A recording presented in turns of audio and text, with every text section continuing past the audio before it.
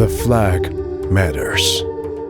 The flag is a link between generations, carried through hearts and ages. June 26 is the Crimean Tatar Flag Day. A sky blue background and a golden tamga, the family symbol of the Herai dynasty, the founders of the Crimean Khanate. The blue color is a symbol of freedom, honor, and strength. The Crimean Tatar flag was adopted as the state flag at the first Kurultai representative meeting held in the Khan's Palace in Bakhchisarai in 1917. And then it was revived and adopted as the national flag at the second Kurultai of the Crimean Tatar people.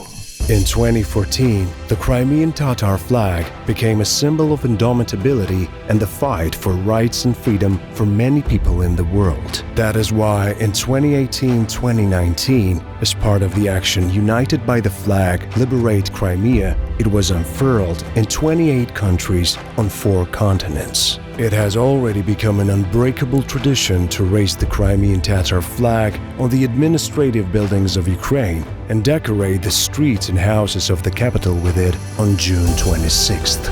Since February 24, 2022, the flag of the Crimean Tatars, together with the flag of Ukraine, has been fluttering even more powerfully in the hottest points of hostilities. Today, 2 flags are united by a single desire: freedom.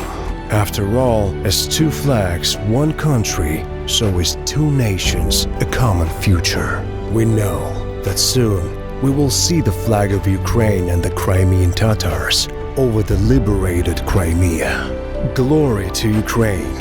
Glory to the Crimean Tatar nation.